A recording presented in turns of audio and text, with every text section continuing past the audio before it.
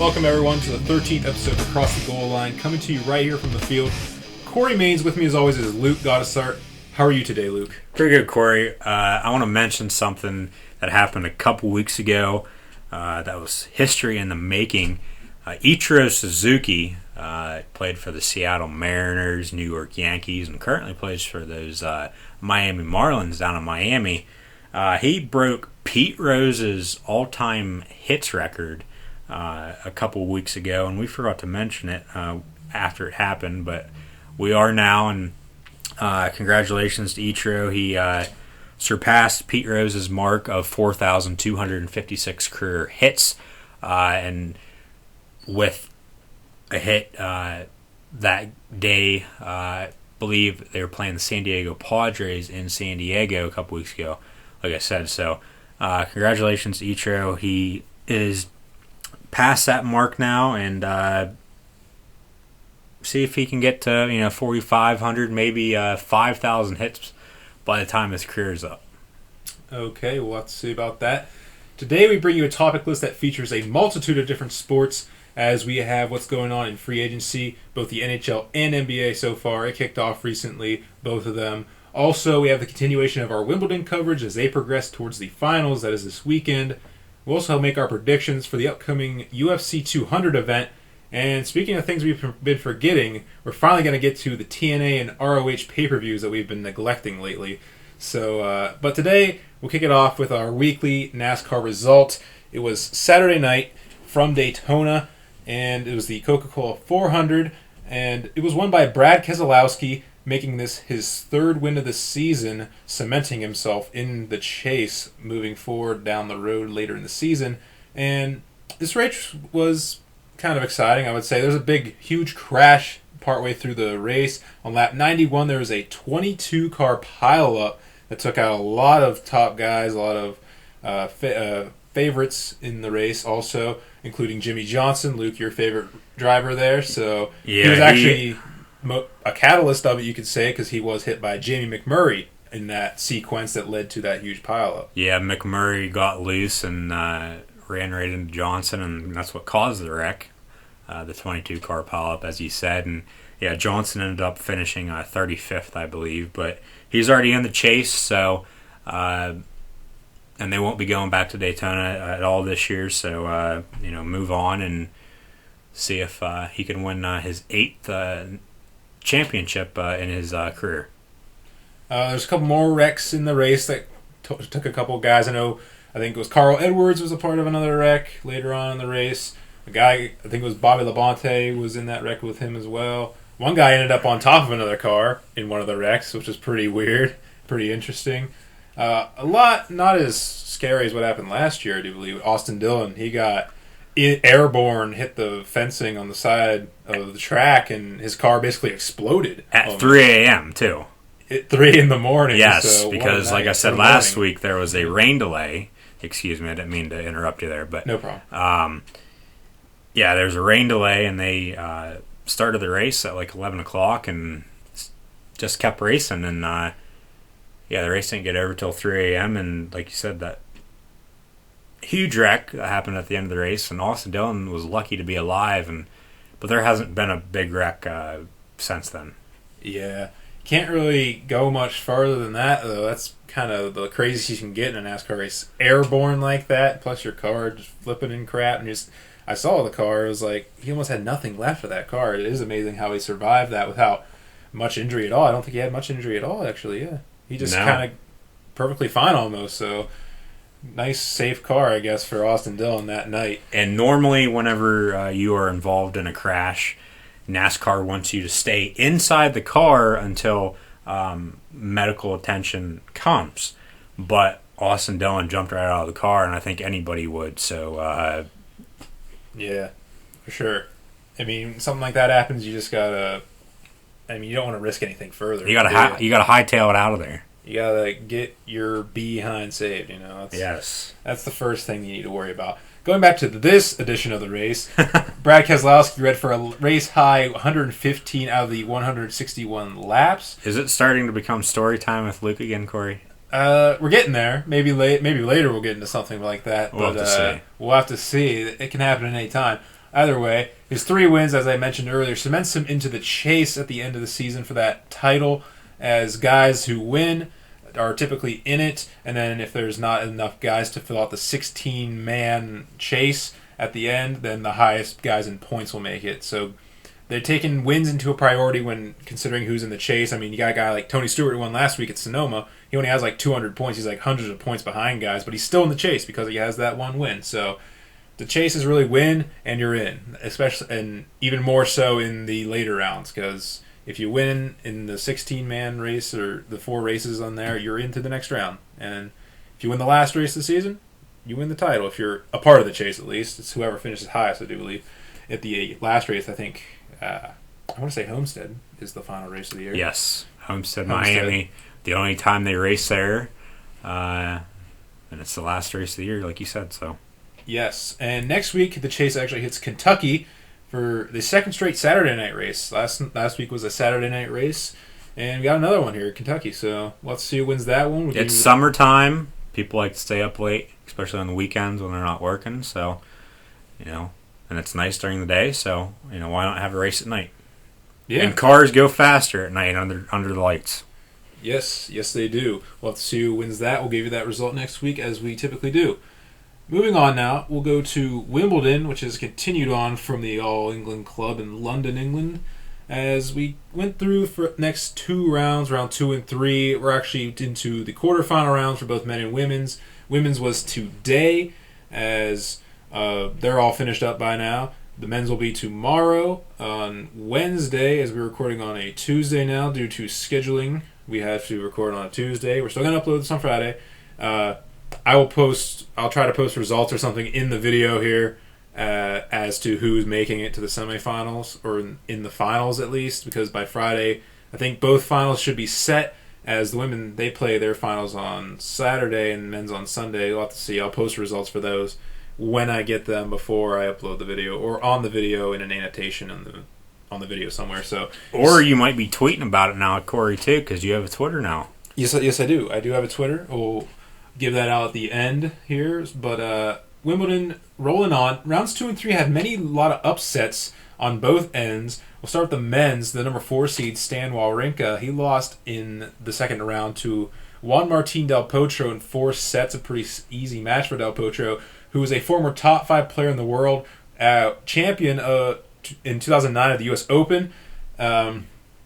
He is coming back after a lot of wrist surgeries and other surgeries. So it's good to see him win. He did lose in the next round, however, to a guy who made the quarterfinals, Frenchman, I don't know his first name, but Puy from France. He's a 32nd ranked guy. Is it Yaciel? It's not Yaciel Puig, but Puy. But yeah. Number 8 seed, Dominic Thiem. He lost to the Yuri Vesely, unranked player, in the second round as well. Also number 16 seed, GL Simon, a Frenchman, lost to Grigor Dimitrov from Bulgaria. Dimitrov's another guy who's a top 15, 20 guy in the world, but now he's dropped off and now he's unranked in these tournaments like this. So a big win for him. He also lost his next match, Dimitrov did. But Vesely actually made it to the round of 16. Lost actually today to Thomas Burdick, the number 10 seed, as their match was suspended due to darkness yesterday, as all those round of 16 matches were played yesterday. They had to finish up today, their 5th set. He lost that set 6-3 to Thomas Burdick, as I just mentioned.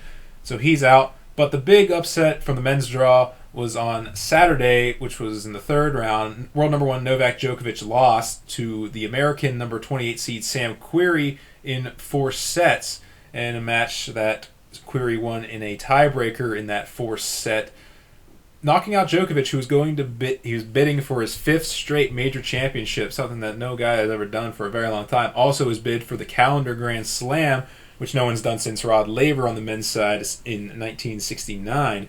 I think I mentioned that back in June when we were talking about the French Open. He was talking about Laver and his calendar slam. So that opens the door for a lot of guys like Andy Murray, Roger Federer, those 2 guys to make the final, maybe even win this championship. Federer going for his, I believe, 8th here at Wimbledon, and Murray for his 2nd. For the hometown boy, Andy Murray, quote-unquote, he's from Scotland, not from England, but they group him under the Great Britain flag, so I guess it counts for them. Close enough. Close enough for them. Some people don't like it. Either way. Also, guys like number 6 seed Milos Raonic from Canada, Burdick, the 10 seed, and Joe Wilfred Songa, who plays Murray in the quarterfinals tomorrow. They all got chances now to make a deep run here, make the finals. Burdick has made the finals here in 2010. He beat Federer and Djokovic en route to the finals, but he lost to Rafael Nadal in the final. But he hasn't been to one since, I believe, so it'd be good for him to get there and boost that ranking up, getting close to the top 10 or top 5 again, as he once was. The women's side of things, second round, Belinda Bencic is the 7th seed. She's from Switzerland. She retired from her second round match. Also, the French Open champion, number 2 seed Garbine Muguruza, lost in the second round to an unranked player, Sepulova. The 6th seed Roberta Vinci lost to the number 27 seed American Coco Vandeweghe in the third round. And also, two-time champion here, Petra Kvitova, the 10th seed, lost to Katerina Makarova in the third round as well. So, as I mentioned, the women's semifinals are set now because their quarterfinals were today. And it'll see number 1 seed and number 1 in the world, Serena Williams, taking on Elena Vesnina. And then the number 4 seed, Australian Open champion, Angelique Kerber, taking on the 8th seed from America, Serena's sister, Venus Williams, who is the oldest player left in the draw at, I think, 36 years old. So that's pretty impressive for her. She hasn't been this far in a major for a very long time. But we'll have to see how that goes. As I said, I will try to post something on this video or in the description or something about the results and who made the semifinals and who's into the finals Saturday and Sunday, so we can talk about just the finals on the next episode of Across the Goal Line. Okay, now we want to talk about something that we have been kind of forgetting about lately here on Across the Goal Line. We've been wanting to get to them, but we just haven't had the time. We had to push them back. We had more stuff we wanted to talk about on certain episodes instead of this, but it's pay-per-views for some wrestling. It's TNA and ROH. If you don't know these promotions, they are two of the bigger promotions out there in wrestling, other than WWE, of course, which is the wrestling promotion, especially in the U.S., that is. But TNA, Total Nonstop Action, and ROH, Ring of Honor Wrestling, those two are probably the biggest in North America, right along WWE.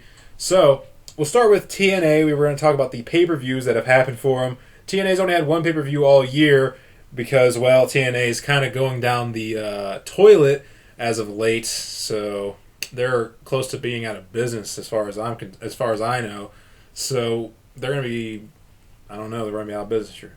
Either way, we're going to get to the pay-per-views of it. TNA's pay-per-view is Slammiversary. This is their first and only pay-per-view of the year. It's kind of their own little, well, it's not quite their WrestleMania. That's Bound for Glory for TNA, I do believe. But Slammiversary, first pay-per-view of the year, featured a lot of matches, some for titles, some for not. I don't really care about TNA that much. That's just another reason why we haven't been really talking about it that much, because I haven't felt the need to talk about it. Either way, we'll start with one of the first matches of the night, a Fatal 4-Way for the X Division Championship, which is basically TNA's version of the Cruiserweight Championship that the WWE used to have back in the Attitude Era. But a Fatal 4-Way saw Eddie Edwards defeat Trevor Lee, Andrew Everett, and DJ Z in a very short Fatal 4-Way match. It only lasted about 10 minutes or so, which is very short for a Fatal 4-Way. Those matches typically can go 5-10 minutes, even longer than what it did. But either way. Then a tag team match, the Tribunal, which is Basil Baraka and Baron Dax, they're managed by Al Snow, defeated Grado and Mahabi Shera in the tag team match. Another match on a triple threat match for the TNA Knockouts Championship, which is the women's championship in TNA. Sienna with Maria and Ali defeated Jade and Gail Kim. In a singles match, James Storm defeated Braxton Sutter.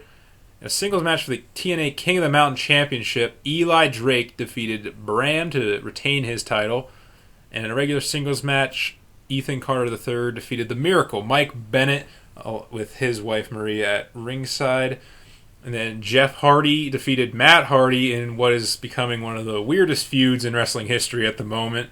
If you don't know what's going on with that feud, check out Botchamania. They have been putting out little episodes about basically just the storyline of this feud. They keep putting out little videos that are basically the promos that keep building this feud. So if you want to check those out in depth, you could probably check out Botchamania for that. But Jeff beat his brother Matt in a Falls Count Anywhere Full Metal Mayhem match. It's a lot of words for just a match, but I'm guessing that's just pretty much an extreme match. Just anything goes, whatever you want to do, you can do it.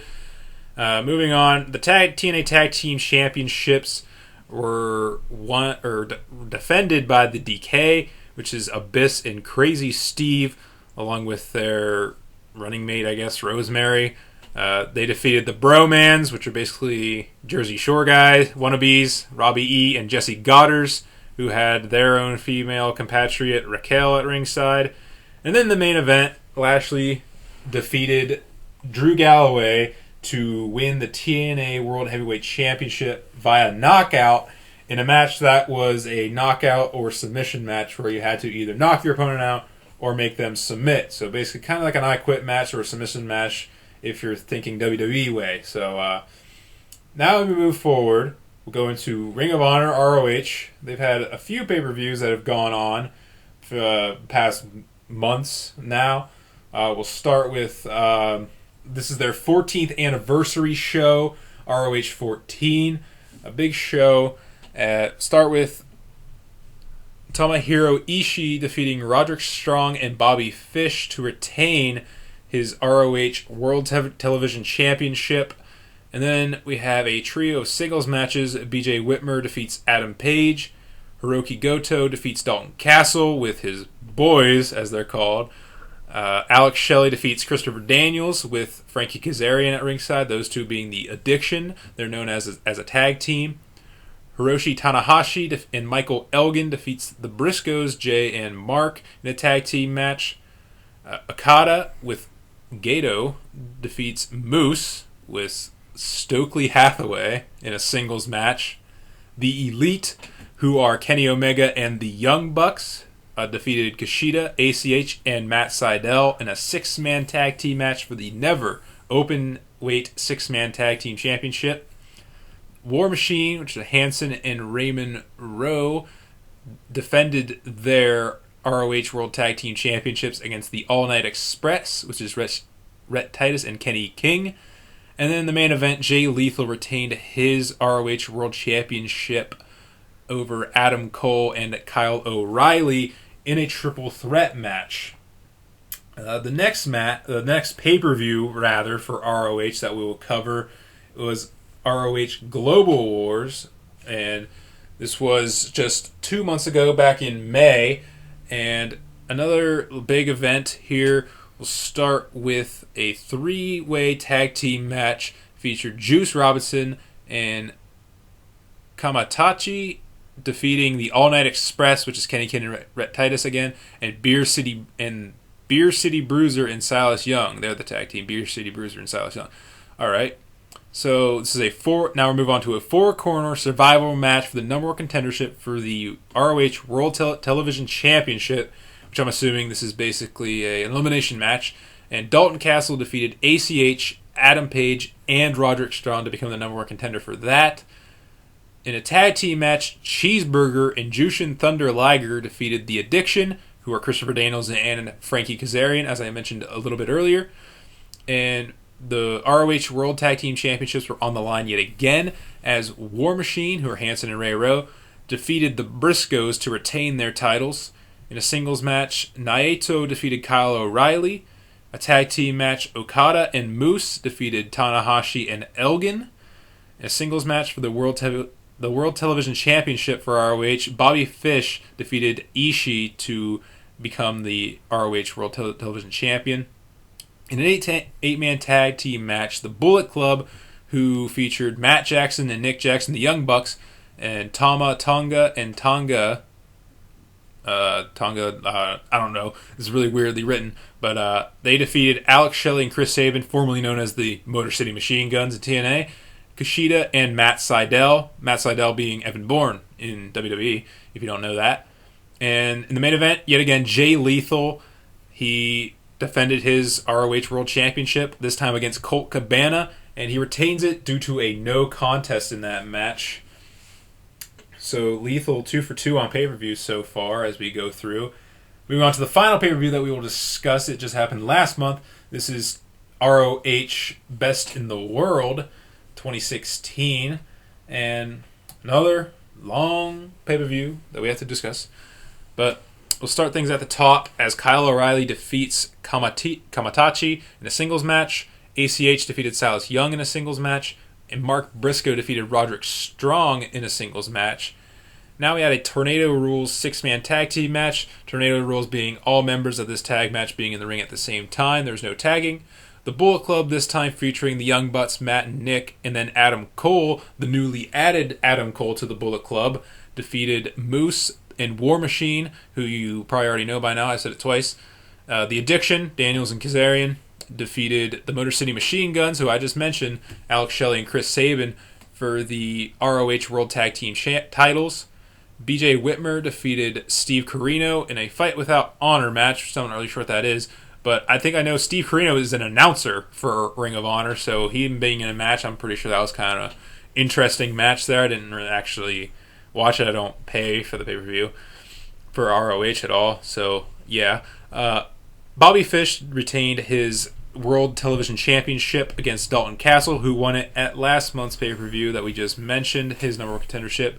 And then, once again, Jay Lethal defended his World Championship, this time against Jay Briscoe, one half of the Briscoe brothers, and he did, in fact, retain that title once again as he continues a long reign with that Ring of Honor World Championship match. We'll also try to bring you what happens at some other ROH pay-per-views moving forward.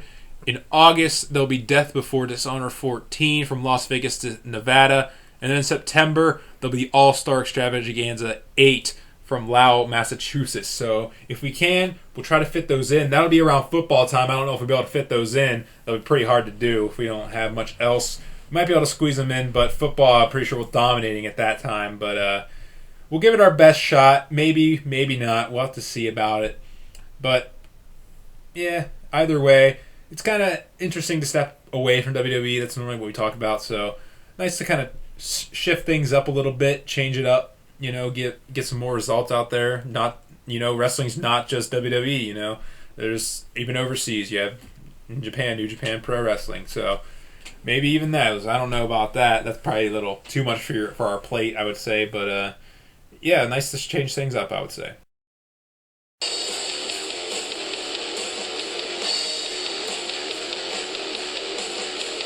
Do you like what you hear? If so, you need to check out Silence Our Perdition, a metal band from Clearfield, Pennsylvania. They're fairly new in the music industry, but they're on the rise. Some songs include Slaves to Obedience, Never, Six, Left and Solace, and An Untold Story. Be sure to like Silence Our Perdition on Facebook and follow at SO Perdition on Twitter. You can contact them on either Facebook or Twitter. Do you like sports cards, video games, or collecting interesting items? Then Pastime Collectibles is the place for you. Pastime Collectibles is a collectible store in Clearfield, Pennsylvania. Pastime Collectibles sells hobby boxes, vintage cards, Nintendo games and systems, coins, jerseys, memorabilia, and more. Be sure to like Pastime Collectibles on Facebook and follow at Pastime Collect on Twitter. You can contact them by calling 814-762-1410, messaging them on either Facebook or Twitter, or you can even email them at pastime.collectibles@gmail.com. Today is a first for Across the Goal Line as we will be talking about UFC for the first time on this show. It is UFC 200, and that's mainly a big reason why we are talking about UFC. We're not super into UFC. We're not like diehard UFC guys, but it is UFC 200. It's a monumental event, so... We're diehard wrestling fans, though. Yeah, we're more wrestling fans than UFC fans, but... and you can say wrestling's fake all you want, but...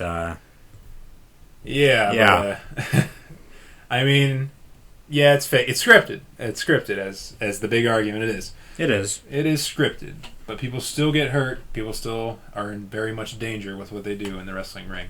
Either way, it is UFC 200. It's a monumental event. It's July 9th. It's coming up here this weekend on Saturday, I do believe it would be.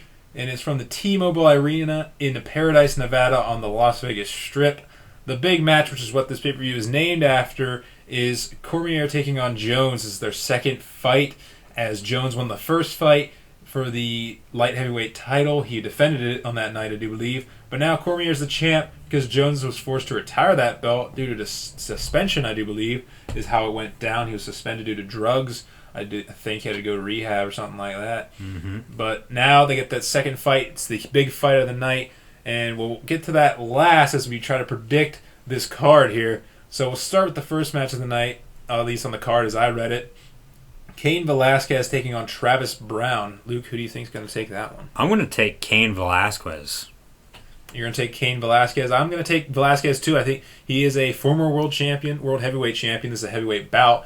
And I think, I'm not quite sure who Travis Brown is, I'll be honest with you.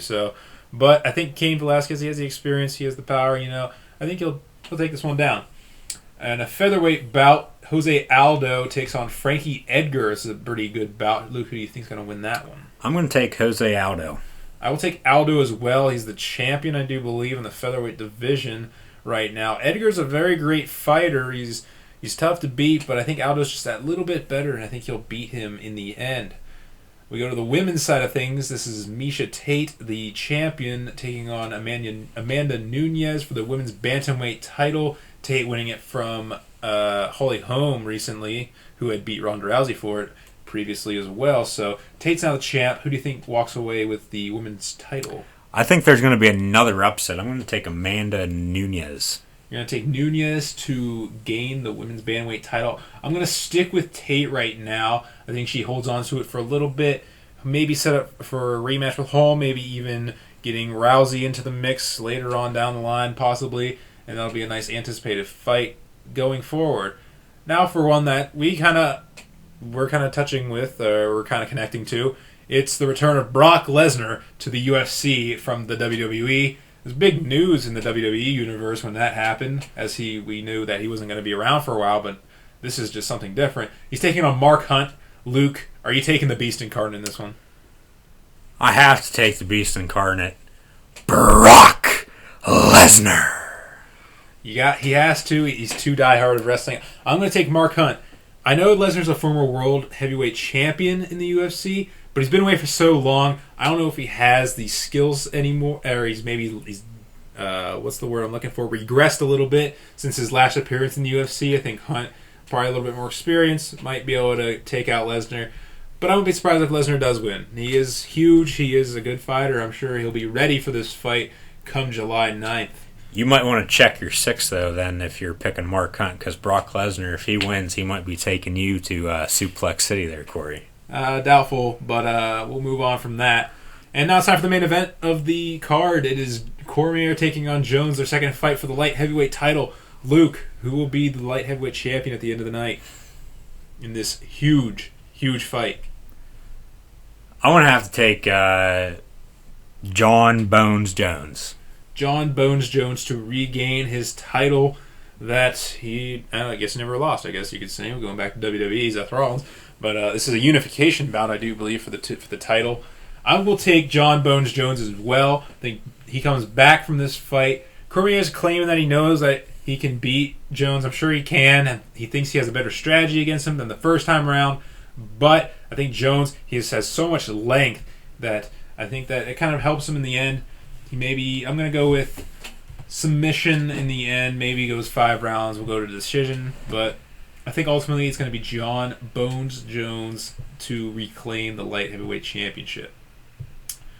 Now we go to the free agency period that is going on. It is both for the NHL and the NBA. As with so many things we do on Across the Goal, and the NHL and NBA are combined together. That's because, well, their seasons run coinciding with each other for the most part, all the way through the championships and the playoffs and whatnot. So it only makes sense to group them together all the time because, well, all their stuff's going on at the same time. So NHL free agency, the big one that we actually broke news for you last week was Steven Stamkos re-signing with the Tampa Bay Lightning for 8 more years. He also and also Victor Hedman, key defenseman for them as well, 8 more years for him as well. As the Lightning will be putting pieces back into the lineup, they'll keeping all their pieces from that Eastern Conference Final team from just last season, as well as the Stanley Cup Final team the year prior to that too. So look out for the Lightning moving forward as they got their top guys. They'll get their goalie back that they lost in that Eastern Conference Finals.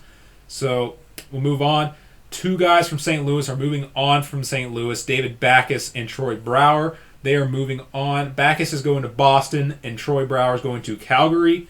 Louis Erickson's moving out of Boston as Backus is coming in as he goes to Vancouver. And Andrew Ladd, who's moving on from Chicago to the New York Islanders after being traded to Chicago only recently by the Winnipeg Jets. I think last season, actually. I think it might have been, or the year prior to that. I would have to check my facts on that.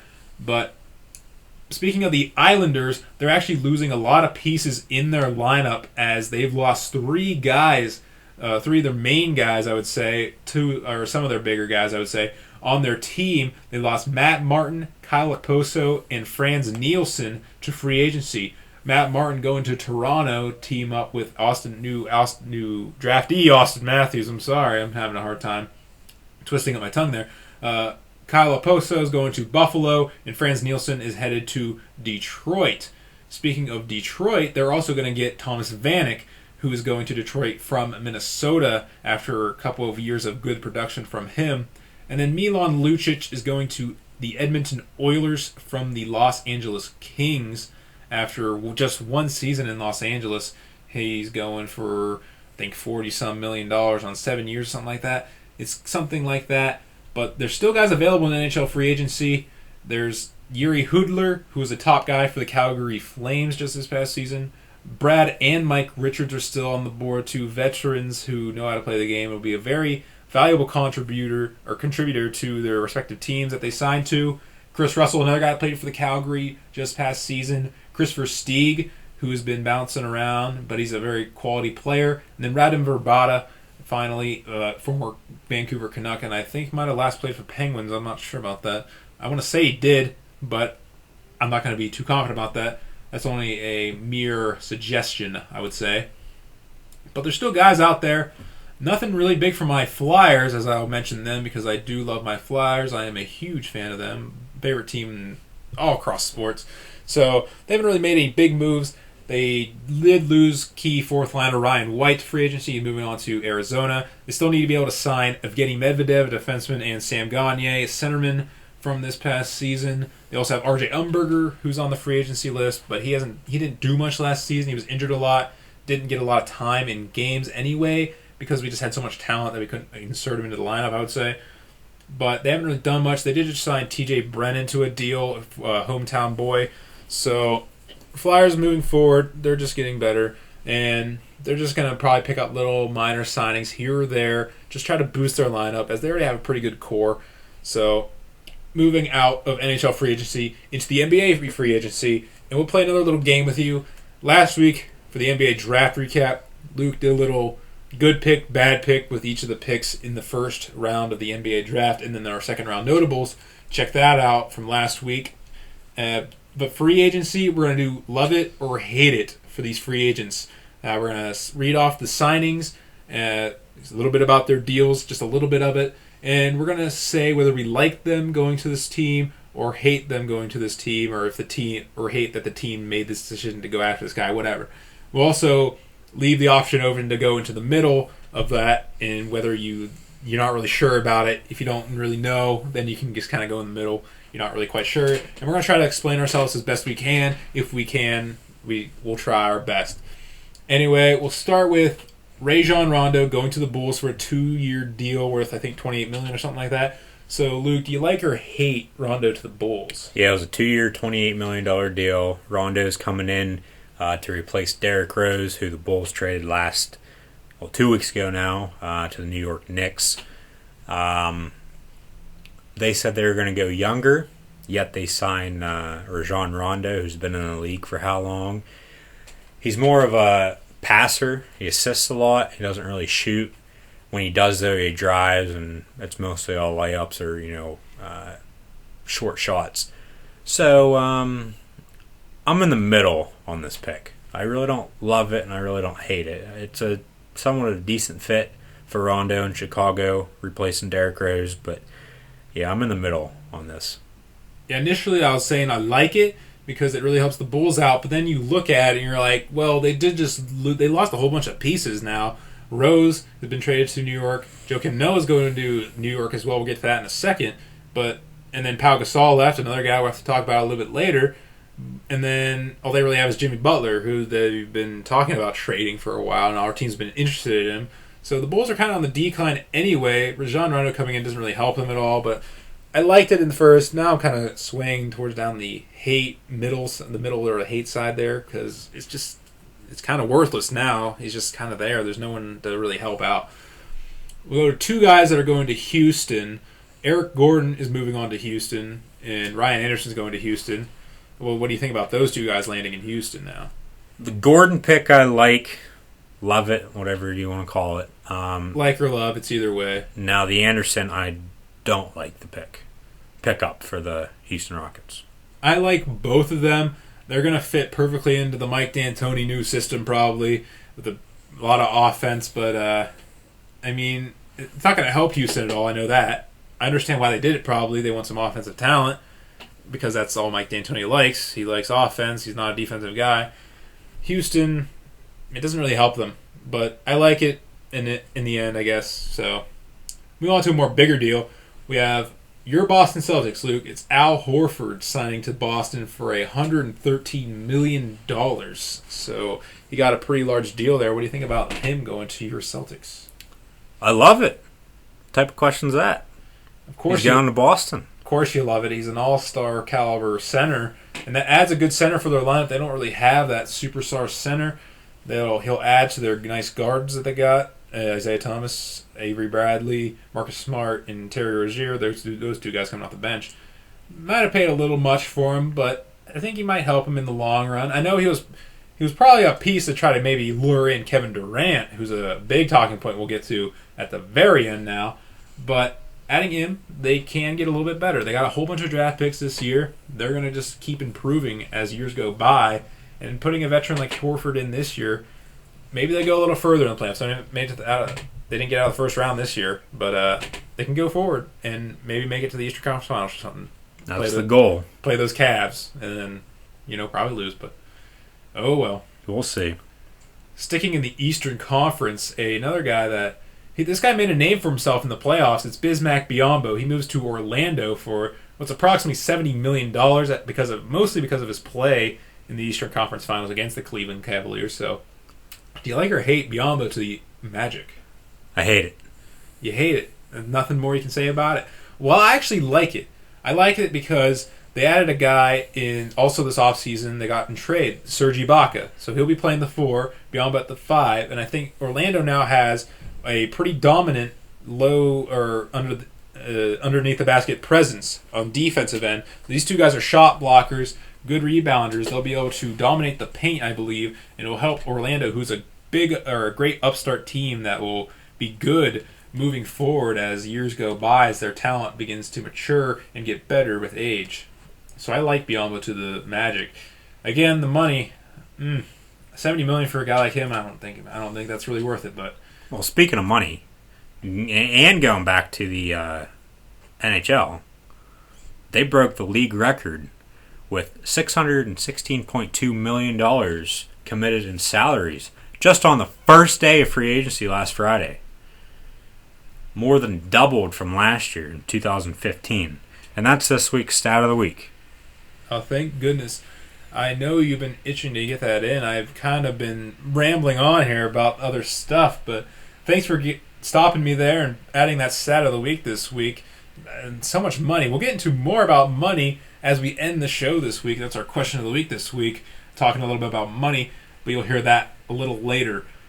Going to one, it's a kind of peculiar one. Luol Deng going to the Lakers for $72 million, and also Timothy Mozgov to the Lakers for $64 million. Like or hate that? I love both of those. I think Mozgov will fit in newly head coach Luke Walton system. And then Luol Deng had a good season with the Miami Heat last year. His only year down in Miami. And they're trying to re-sign Dwayne Wade. He hasn't signed yet, or re-signed or signed anywhere. But yeah, Deng only played 1 year down in Miami after playing in Chicago for a while. Averaged about 20 points a game last year. I think they both fit very well in the Lakers system. I see what you're saying, but I don't like it. I've been paying way too much for these two guys, first of all. Plus, I mean, it's a crap team, and you're just adding this. Mozgov's not super special. Deng's all right. He's not going to be a guy that can help elevate your team. They should have spent this money on someone better that could actually make their team better, like a DeMar DeRozan that they're possibly thinking about, who got paid. And more on him again later as I move down the list that I got. So I spoke about this a little bit earlier. Joakim Noah going to the Knicks, who to rejoin Derrick Rose, who got traded there, as you mentioned earlier. So Noah going to the Knicks for, I think it was like $74.5 million or something like that on 4 years. So what do you think about Joakim Noah going to the Knicks to rejoin Rose? I like it. I don't love it. I like it, but I think Noah will be the starting center for the Knicks for years to come, and then he'll retire and see if he can become a Hall of Famer after he's retired. Now, I don't like Derrick Rose fitting in with the Knicks, but they got two former Bulls players. We'll have to see if it pans out. I'm in the middle about this one. I mean, on the one hand, Noah is a great player. He's a great player. He's a good defender. That's probably what he's mostly known for. He's also a very gifted passer for a centerman. He's a guy that can average. He's a guy that can go off for a triple-double on certain nights. He's not known for his scoring, though, but he does add something to the Knicks. But I'm kind of in the middle in terms of I don't know what the Knicks are doing exactly. They're just adding a bunch of guys that have either are getting older or have not been what they used to be. I mean, Derrick Rose, he's basically a has-been of what he was years ago when he was the MVP. He hasn't been anything like that since due to injury. Joakim Noah's been injured a lot lately too. Melo, he's getting older. And then they have, who is it? They just added him. Crap. Brandon Jennings as well. Yeah, they just added him. He hasn't been anything. He wasn't even in the league 1 year. He played in the D League for a whole year. So he hasn't been doing anything. So Knicks, they haven't really gotten better with this move. That's the way I see it. That's why I'm kind of in the middle. I don't like it because they didn't really add anything super, and I like it because, well, he is good on the one hand, but it doesn't really add anything to the Knicks, who are already terrible to begin with. And many Knicks fans would attest to that, I would believe. Now we go to one that I'm sure we're both not going to like. It's Dwight Howard going to Atlanta, going back home to Atlanta for $70.5 million. He returns home. It's supposed to be a destination for him years ago when he first left Orlando, but that didn't pan out. But now here he is in Atlanta now, taking over for Al Horford. So what do you think about that? The only good thing about it is he's going home to Atlanta, and he's replacing Al Horford. He needs to go back to Orlando. They need to hire Gundy back as their head coach, and he needs to start breeding chickens like he did in his last couple years before he left Orlando to go to L.A. So you're saying for Dwight, he needs to go back to where it all began, basically. He just needs to quit playing basketball. He sucks. He sucks. Definitely not worth $70.5 million. No. Not even close. His production's and it's a 3-year deal. He probably won't even play 2 full years in Atlanta. That's the other thing. He's injured all the time. He doesn't produce on the court either like he was in Orlando. And he's in it for the money. He's in it for the money. I don't know why they're paying him that much. I didn't realize you lost Horford, but you can get someone. You can get 2 guys that are better than Howard for less than that. Easily. I mean, come on. And you can call me out on that all you want on Twitter. I don't care. It's true.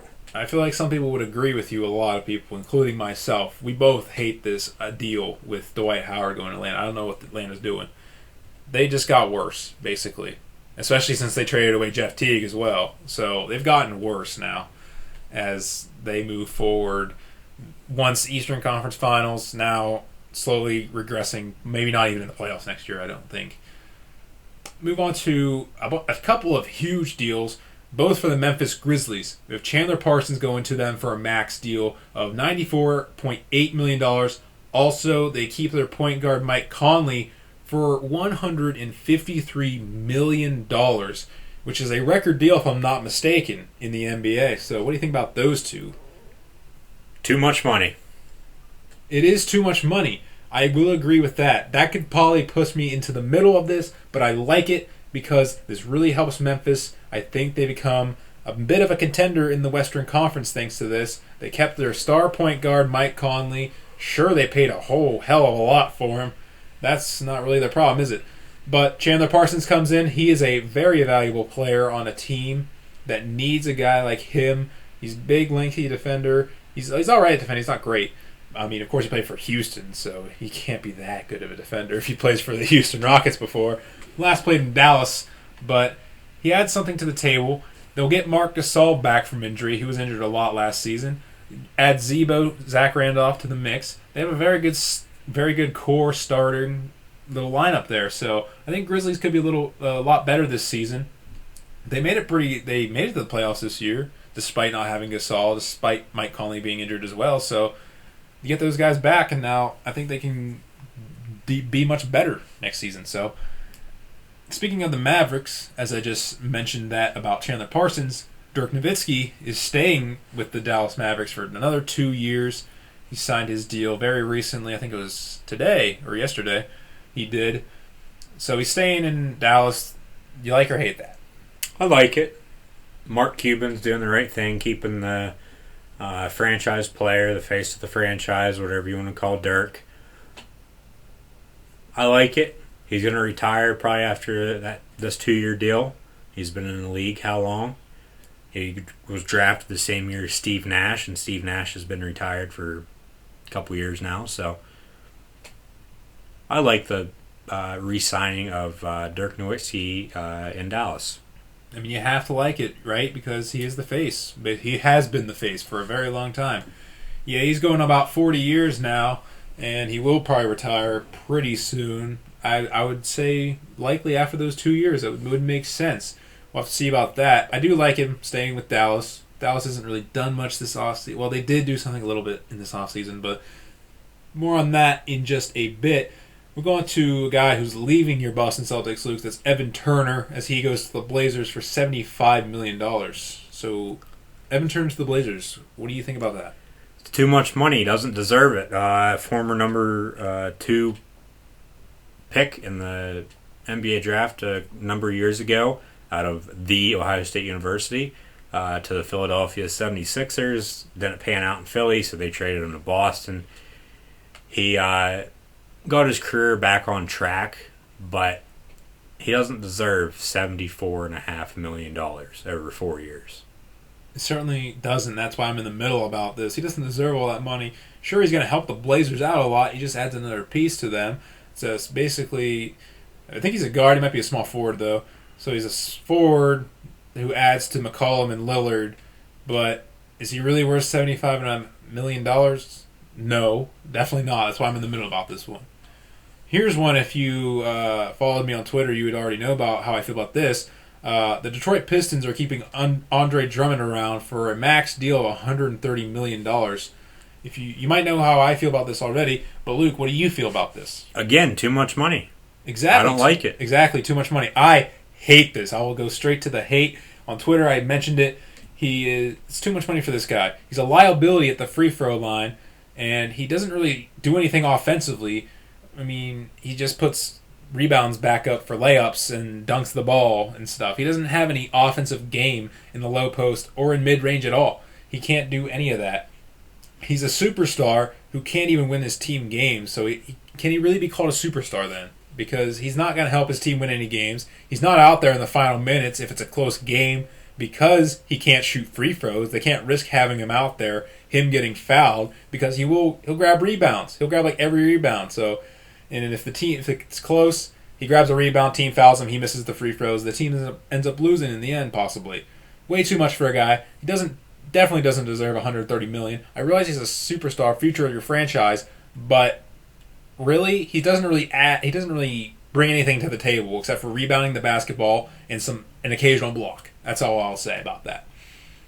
Another guy who's going to get about $130 million is Bradley Beal, as he stays put in Washington. His max deal, once again, $130 million. Luke, what do you think about Beal continuing his career in Washington? I like it. The former Florida Gator is sticking beside John Wall. I think Washington realized they weren't going to get Kevin Durant after he didn't even schedule a meeting with them. So they, dished out all this money to Beal, and now I believe John Wall is going to be a free agent either next summer or the summer after that.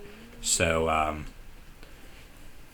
keeping Beal is going to help the Wizards see if they can make the playoffs again this year. I'm kind of divided on this one. On the one hand, yeah, Beal's a very great player. He does add a lot to the team. He is a part of the dynamic duo with him and John Wall. But once again, too much money. $130 million. That has been a theme as we keep going through here. We even got a couple more now later on about big deals that some guys probably don't deserve. So I'm in the middle on this one. Too much money for me, but Beal is a good player. He is deserving of quite a bit of money. I'm not sure about $130 million though. The Los Angeles Clippers have re-signed Austin Rivers and Jamal Crawford. Rivers gets $35 million, and Crawford will get $42 million. I do believe is how it is breaking down. So, Luke, what do you think about those two guys rejoining the Los Angeles Clippers? Well, the only reason why Austin Rivers is staying with the Clippers is because his dad's the head coach. But both of them, I really don't care, to be honest. Yeah, it's hard to care about them. Crawford is Sixth Man of the Year, perennially, basically. But I'm in the middle about this one. They keep in their pieces, yeah, but they could have dished out this money to Durant. I mean, in the end, I thought that LA would have been perfect for him in terms of how he fits in, the way he'd be able to play with them because of who they have on their team. But maybe they just thought, oh, we're not going to get Durant. We'll dish out the money to these two guys, keep them in the system, keep our team together. Maybe we can contend in that Western Conference. So I'll stick in the middle about this one. Next, we have two guys that are moving on to different teams because their teams let them go, essentially. These are two guys that were offered, and their teams had the ability to match the offer to their new teams, but they decided not to. We have Matthew Dellavedova going to the Milwaukee Bucks from the Cleveland Cavaliers.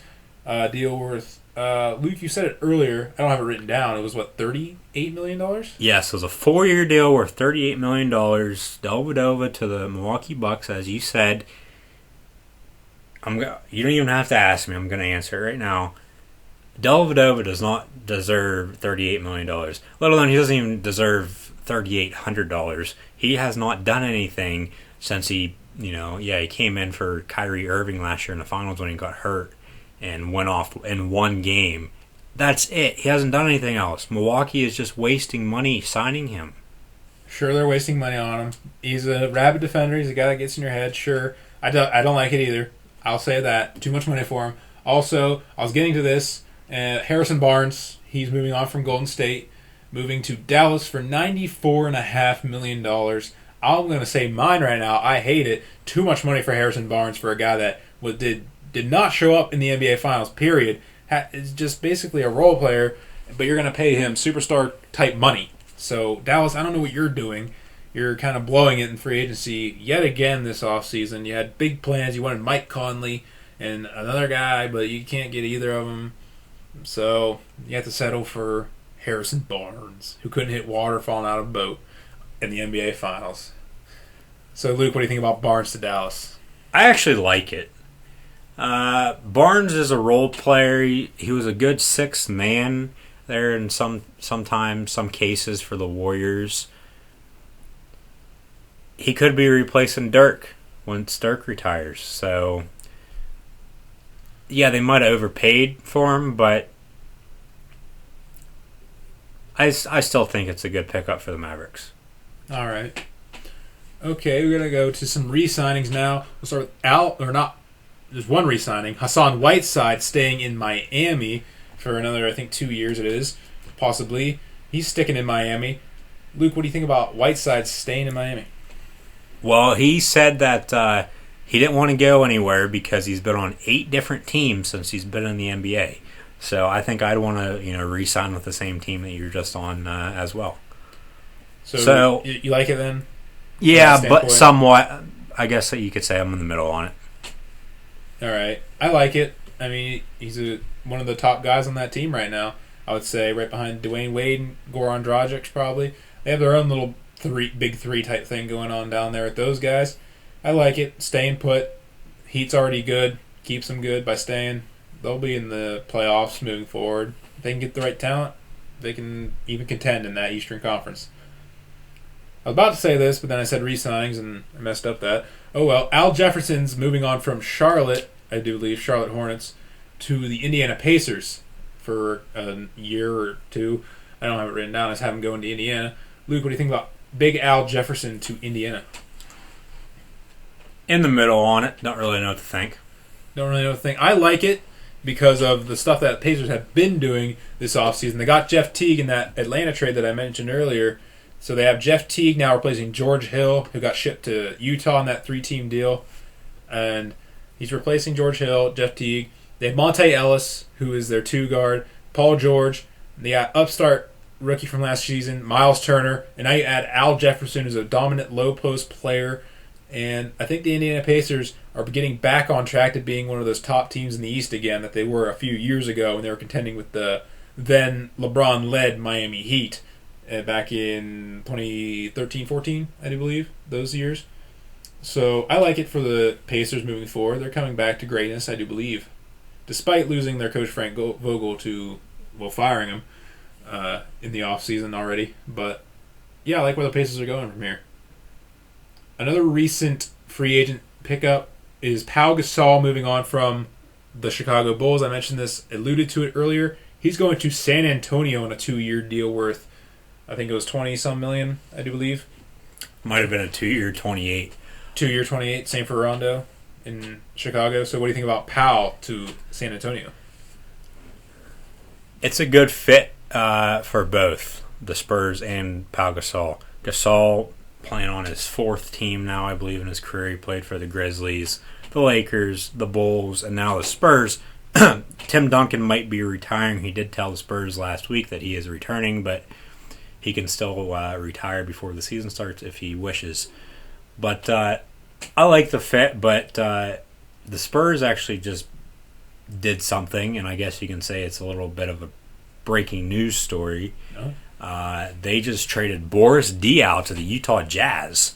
So they're dishing out Diaw so they can have some more money to go out and sign somebody else maybe, or have it for next year, or whatever they need the money for. Concession stands, T-shirts. I'm just going on now, but yeah, they traded Boris Diaw to the Utah Jazz. All right, so Boris Diaw's out. But I like the Pau Gasol fit in San Antonio. Diaw being traded doesn't really change it for me. I do like Pau Gasol to the Spurs. Just adding another perennial all-star to that team. They have so many great players on that team. You were talking about Big 6. Now they have almost a Big 7 now with Parker, Ginobili, Duncan, Leonard, Aldridge, and now you add Gasol. And who was the other guy who was this part of the 6 that they had?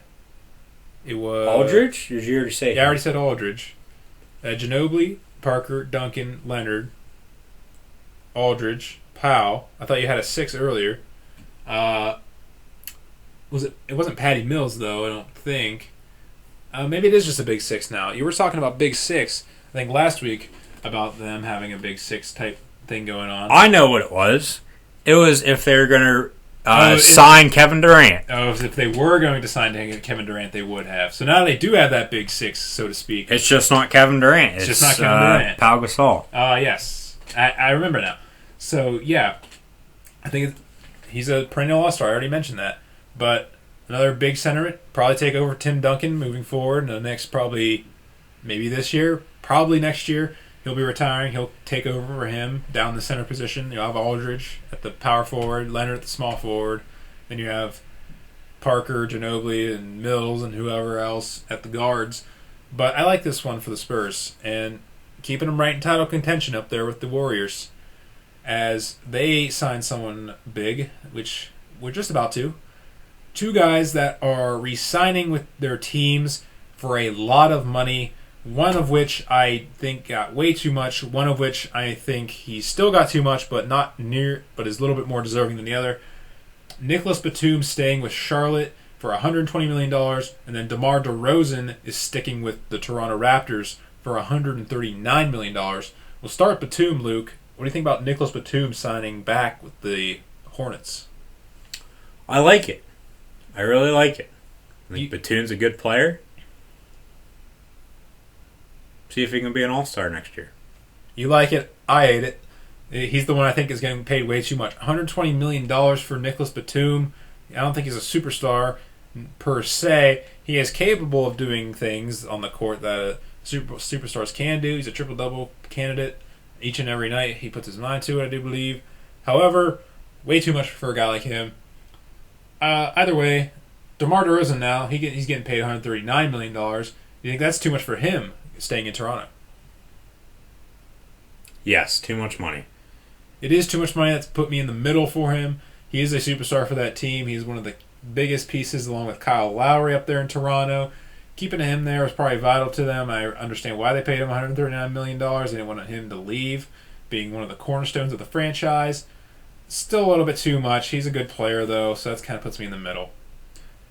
Now we move to the big free agent acquisition that was made just yesterday. Kevin Durant signed with the Golden State Warriors on a 2-year, $54 million deal to create a quote-unquote Big Four, as it were, or a Core Four, as I saw in one Sports Center, I think it was. They showed that. They called it a Core Four. Steph Curry, Klay Thompson, Kevin Durant, Draymond Green, those four guys coming together to create one big super team, as they're calling it. Luke, Durant to the Warriors, do you like it or do you hate it? I like it, but at the same time I hate it because the deal he signed was a 2-year, $54 million deal. He could have re-signed in Oklahoma City for either 1 year and half that money, or even less than that, or a little bit more than that, or he could have signed that 2-year, say $54 million deal with the Thunder. He has a player option after the first year, which means he can opt out, become a free agent again next summer, and sign somewhere else. The only reason why I like it is because he can do that, and I think him and Russell Westbrook are going to come together next summer after the season is over. Whether or not the Warriors win the finals, I'm sure they're the favorites right now because they have Steph Curry, Kevin Durant, Klay Thompson, Andre Iguodala, and Draymond Green. Probably as a starting five next year. But then the Warriors also have the last 3 MVPs of the NBA. But like I said, I like it because I think Durant and Westbrook are going to come together next summer after the season gets over and see if they can sign together somewhere. But I hate it because KD could have re-signed in Oklahoma City, but he could have signed somewhere else other than Golden State. The only reason why he signed with Golden State is because he knows they're probably going to win the title next year, or be in the finals, or be in contention to go to the finals. So, and he probably thought Oklahoma City didn't have the pieces, so that's why he bolted and see if he can get himself a ring, but hopefully he doesn't. We'll just have to find out and see. Let me know what you think. That was just my opinion, but yeah, let me know what you think there on Twitter. I don't really like it. I realize he is leaving the team that I do support right now in the Thunder. But that's not the reason. He's moving on to Golden State, the team that beat him in the Western Conference Finals. He's basically saying, if I can't beat him, might as well join him. The old adage, as it were, can't beat him, join him. So he's joining this team that was just his enemy a few months, about a month ago actually, when he was in the Western Conference Finals. So, why? I mean, you can go somewhere else and contend against them, so you're just going to join them after losing to them? That doesn't make any sense. Plus, I don't like the dynamics of it. You got 4 guys that are superstar quality. Who is going to be the top guy? I mean, Curry is Durant going to try to contend for that top spot in Golden State? Or is he just going to be content with playing second fiddle to Stephen Curry? What happens to Klay Thompson? What does he do now? Is he the third option? Draymond Green's the 4th option now? What are those guys going to be like with that? Are they going to all be able to gel together in one cohesive unit to combine and get that title next year? Which is, many people are already penciling them in as world champions next year. And I don't like that because I don't think they can. I don't think they will win next year. I don't think all these pieces will come together perfectly the way that they're thinking that they will. And in the end, I think it'll be similar to Miami Heat when LeBron and Chris Bosh went down there. They'll have some rust or whatever. Joining Dwayne Wade. And Wade, of course. I was just mentioning the two guys that left to go to Miami. And said they would win not 1, not 2, not 3, not 4, not 5, and not 6 NBA championships. What? Yeah, they went to 4 straight finals, but they only won 2. Probably one of the biggest bust stories out there. I know they did win 2 titles, but you could say I believe it was the 2012 Philadelphia Eagles. They were signing all these washed up guys. Yeah. And they're calling themselves the Dream Team, but I think that's the only way you can compare it to a different sport. Yeah, if you compare it to a different sport, yeah. But I'm talking about them being very similar. I think they won't be very cohesive early on, and then it might end up hurting them in the end. I think the Cavs are still very good. They still have all their pieces, really. The Cavs can come back out, beat them again. Why not? How are you going to stop LeBron? You couldn't do it last time. Kevin Durant's not going to be able to stop LeBron. I'll tell you that. He won't be able to. He's never have been. I mean, so Durant, yeah, sure, you help, but the reasons that you did it, and well, I know the reasons why he did it does make sense. He wants to win, of course. That's the primary goal. But come on, man, you could have gone to San Antonio and done the same thing. But I mean, you have to go and join the enemy that you were just facing off against a month or 2 ago. It doesn't make any sense. We'll get out of NBA free agency, but not really, because it's time for Goal Line Stand, which features a couple questions about free agency, because it's been basically the talk of the sports world, so we might as well stick to it. Goal Line Stand. Question number 1. With Durant out of OKC, is Westbrook likely to follow? I think so. The Thunder even said, if he doesn't sign an extension before the season starts, they're going to try to trade him. I don't know if they'll do that, because then they probably won't win any games next year, because all they'd have then would be Victor Oladipo, who they just traded for, and then Steven Adams as their big guy. I think he'll go home next year, back to LA, and either sign with the Lakers or the Clippers. I was about to ask you that. If he was going to go out, where is he going to go? So thank you for answering that already. Second question: do you love or hate Katie's decision to go to Golden State? We already discussed that. Yeah. You were kind of in the middle about it. You liked it, but at the same time you hated it for your reasons. I said I hated it. Either way, the question of the week is about money, and we've been talking about this. And the question is: do these athletes deserve all this money? Flat out, no. Big N-O. They do not deserve all this money. No way. They do not. I mean, it's not ruining the sport. The idea that caps are going higher and higher, which is the reason why the NHL had so much money spent on the first day of free agency. These NBA teams are spending so much in NBA free agency. I saw a thing on ESPN.com there.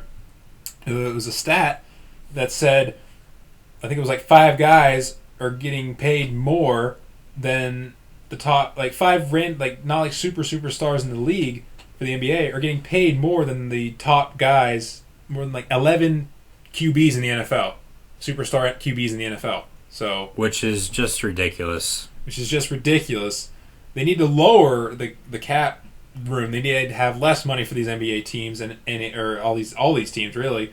So you cannot be able to create these big 4s and 3s or whatever, because it's ruining the game. Because you have these dominant teams, you don't even want to watch the basketball anymore, because you're like, oh, Golden State's on, they're going to win. Sorry, I got to clear my throat. They're going to win, so why do I need to watch this? Or, well, I mean, now in the NBA, it's like, oh, the Warriors and the Cavaliers are going to face each other in the NBA Finals. Who the heck cares? Who's going to watch the regular season if we all know the ending of the story? Mm-hmm. So that's why I don't watch the NBA. I watch college basketball, but I do not watch the NBA until the playoffs start. Exactly. And I will barely watch the playoffs until the finals start. Yeah. I mean, it's kind of similar. It's all about the money. It's all about the money for these guys. Show me the money, as Jared Maguire said. Yes, yes indeed. Okay, we're going to wrap it up here for this episode of Across the Goal Line. Subscribe to this YouTube channel if you haven't already. Like us on Facebook. Follow us on Twitter and Instagram at ATGL16. All those links available in the description of this video. Also, if you're answering that question of the week on Twitter or Instagram, use the hashtag ATGL16. When doing so, you can follow us on Twitter, me and Luke. You can follow Luke at CoolHandLuke96 on Twitter and me at CAMains14.